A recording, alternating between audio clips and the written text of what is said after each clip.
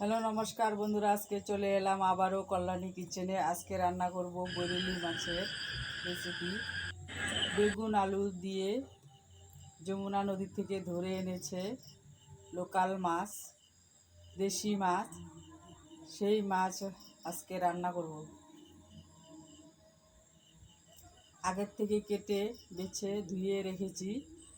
এখন ভালো করে লবণ হলুদ দিয়ে মেখে কড়াই বসিয়ে দিয়েছি। কড়াই গরম হয়ে গেছে, পরিমাণ মতো তেল দিয়ে দিলাম। তেল গরম হয়ে গেছে, এখন মাছগুলো দিয়ে দিব।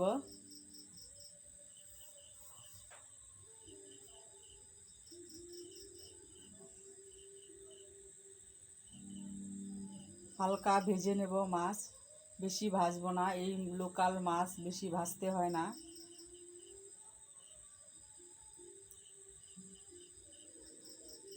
আমাদের বাড়ির পাশেই নদী, তাই নদীর থেকে ধরে এনেছে।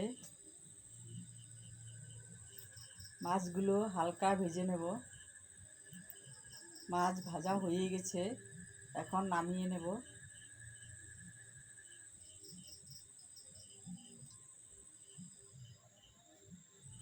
আবার পরিমাণ মতো তেল, সামান্য তেলে রান্না। কালো জিরে ফোড়ন, পেঁয়াজ কুচি। পেঁয়াজগুলো ভালো করে ভেজে নেব, লাল লাল লাল করে ভেজে নেব।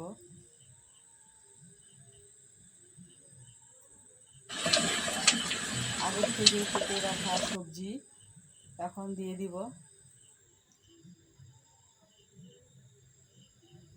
পেঁয়াজ ভাজা হয়ে গেছে, সবজিগুলো দিয়ে দিলাম।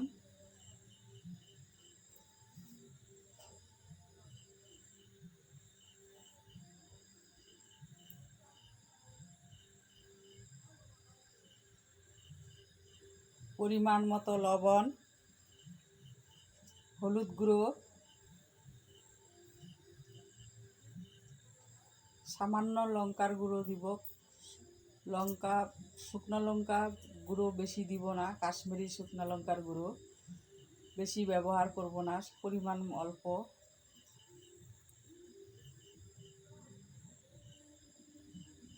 কাঁচা লঙ্কা দিয়ে সবজি, তাই কালার হয় না। তোমরা তো বুঝতেই পারতেছো, লোকাল মাছ, দেশি মাছ। সেই দেশি মাছের মধ্যে লঙ্কার গুঁড়ো বেশি দিলে, শুকনো লঙ্কার গুঁড়ো বেশি দিলে ভালো লাগে না। কাঁচা লঙ্কা দিয়ে রান্না করলে খুবই ভালো লাগে।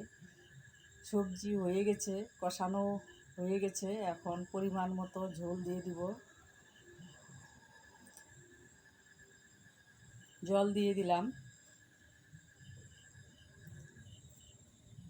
তোমরাও চাইলে এভাবে রান্না করে খেতে পারো, খুবই ভালো লাগে। তোমরা একদিন টেস্ট করেই বুঝতে পারবে কেমন হয়েছে।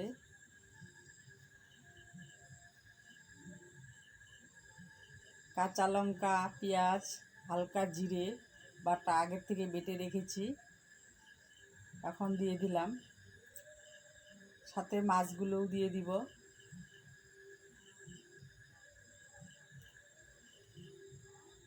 ভেজে রাখা মাছ দিয়ে দিলাম। এই মাছ কাঁচা রান্না করলে আবার বেশি খেতে টেস্ট হয়।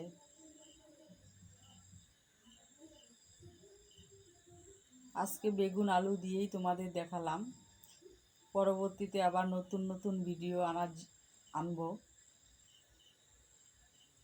আর ভিডিওটা রান্নাটা কেমন হয়েছে কমেন্টে জানাবে।